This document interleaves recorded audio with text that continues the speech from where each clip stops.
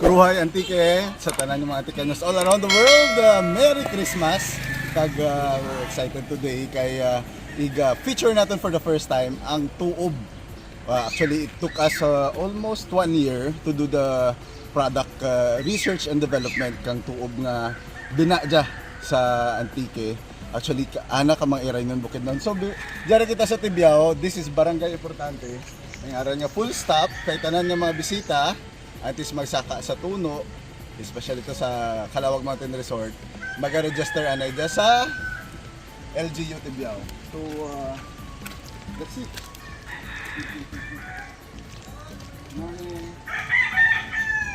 So, tanan yung mga bisita mga sa Manua, required na mag-log in.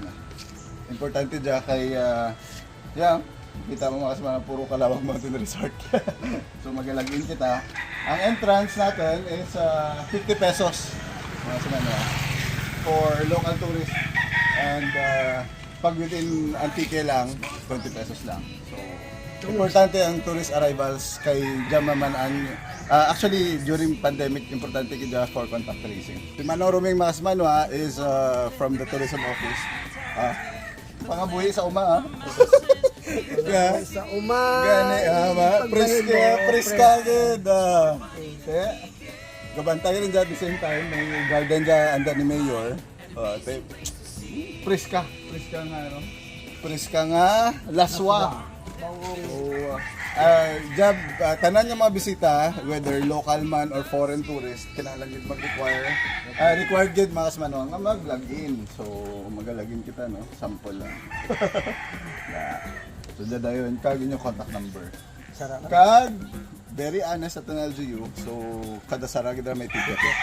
Especially, kung maagto sa waterfalls, kaya ginapakita. May ticket. Hindi kasunod sa waterfalls kung wala ticket. Kung kada bayad, may libre nga.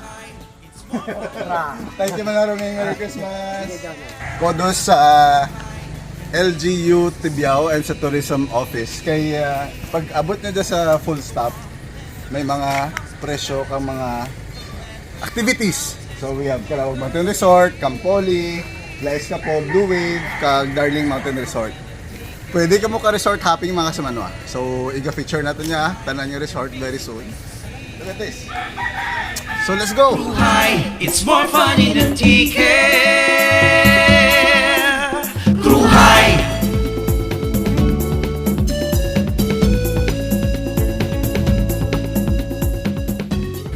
After 4 kilometers from the National Highway, we are now here at Kalawag Mountain Resort. We will be experiencing their Tuob, or what we call the traditional steam bath. So let's go.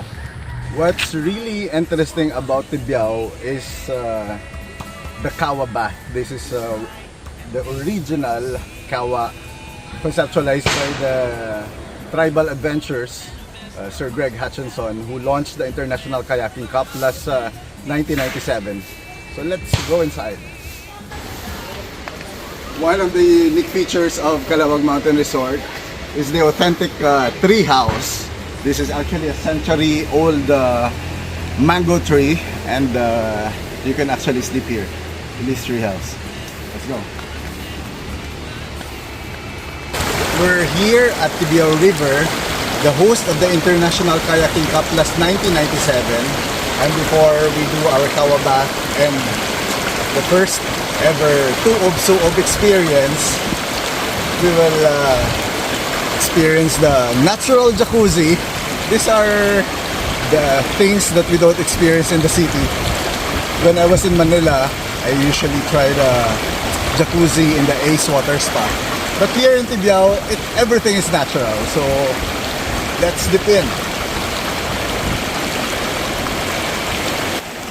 The water is relatively cold, but since we're doing hot bath later, this is what we call water massage.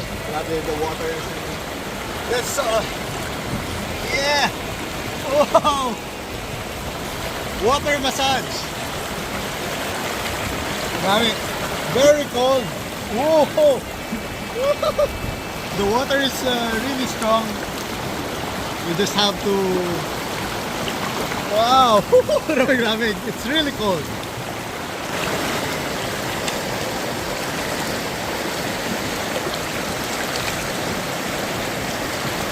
after the relaxing but very cold hydro massage in Tibiao River, this is turmeric tea, what we call kalawag tea. Turmeric is a yellow ginger, locally known as kalawag. The best after the cold experience. We usually grow this in the mountains of Aningalan, almost 800 meters above sea level. The turmeric tea is actually made there in Aningalan by our local farmers. Timing mga kasamano, because turmeric is also called kalawag, letter K, which happens to be our last name. So perfect good, because since yesterday I had colds, and this is our technically our local treatment for colds. So we did the hydro massage, turmeric tea, then we'll do the kawa bath, and we'll highlight the Tuob or Suob. Okay, that's great.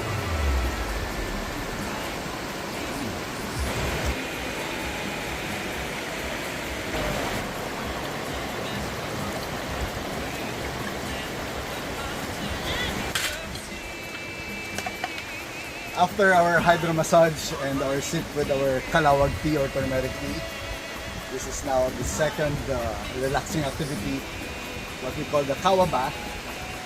You have to check first if the water is okay. It's relatively hot, and what we need, because we have colds. Perfect. This kawa bath originated last 1997 when they launched the International Kayaking Cup in Tibiao River. Since we don't have hot springs here, and after the kayaking you feel cold, you experience hypothermia. Kudos to Tribal Adventures, the kayaking, for conceptualizing this beautiful tourism activity. And now some parts of the provinces, some parts in the country are already offering this kind of unique relaxation. But all of the kawa bath originated here in Tibiao and Tico. For our herbs and spices, we have this. What's this, Dudoy? Eucalyptus. Yeah, and we'll add actually this is one of my favorite herbs. This is what we call? Agdao, mga kasmano. Alagaw. This is endemic or can only be found here in the Philippines. Once you squeeze and you smell this one, oh, it's aromatic. Agdao or alagaw. Sige tayo, put it away.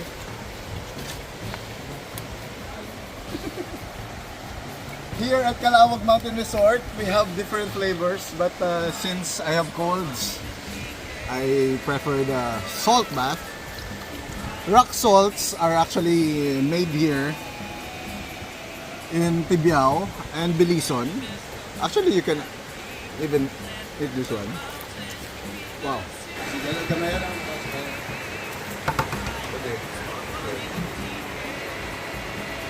For the first time, we will be offering what we call the Suob or Tuob. It's actually the traditional what we call healing, natural healing of our Eraynon Bukidnon here. It took us actually years to do the product and development of this. Part of their local culture is that if you have colds, you have sipon, and that's what I'm feeling right now.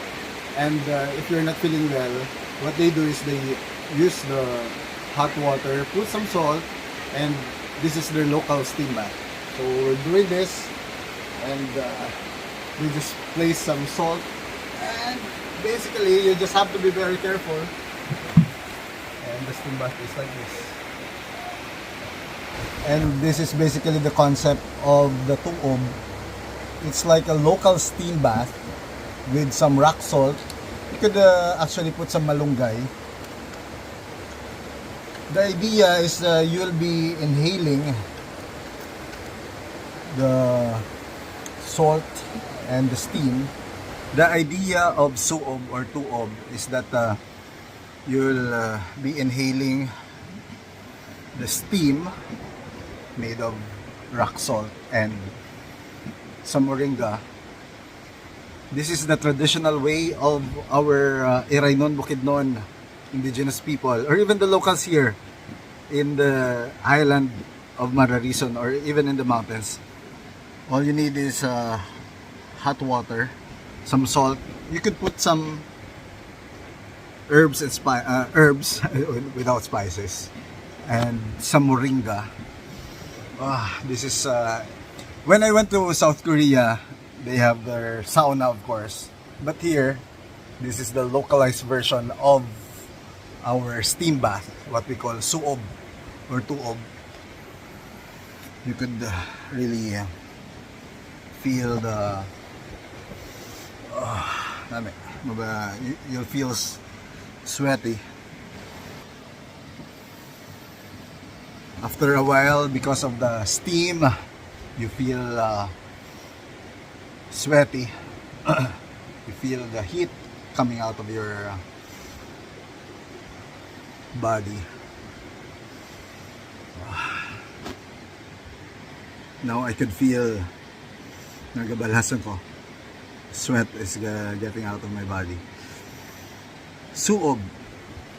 Actually, off the record mga kasamano, after almost 10 minutes, you could really see that I'm sweating a lot. This is very effective. The feeling is really nice. I could feel the eucalyptus from the moringa oil, and of course from the fresh eucalyptus leaves. During COVID time, some of our Antiqueños around the world PM'd me, and they said one of their secrets or strategies when they were abroad is that aside from the moral support of their family, one of the ways that they were able to recover well is this steam bath, or the Tuob or Suob. What they did, because they were abroad, they only used the rice cooker, boil it, and put some little salt every day during their during the lockdown, during their healing process. They use this local therapy, the Suob. This is just a disclaimer, there's no approved therapeutic therapy for this one, but a lot of our locals or even indigenous people here in Antique use this local healing, the Suob. Notice now I am really sweating. It's nice, it's a nice experience. I hope I could get well. After almost 30 minutes of local steam bath, the experience is that you'll feel sweaty. You'll basically sweat with from the steam. After 30 minutes, you get sweaty. It's because of the steam, and you feel better. No approved therapeutic claims, but this is the local way of our Iraynon Bukidnon indigenous people, and now we're offering here at Calawag Mountain Resort Tuob or Suob, our local healing, especially if you feel cold. Thank you so much for watching. Hi, it's more fun in the TK.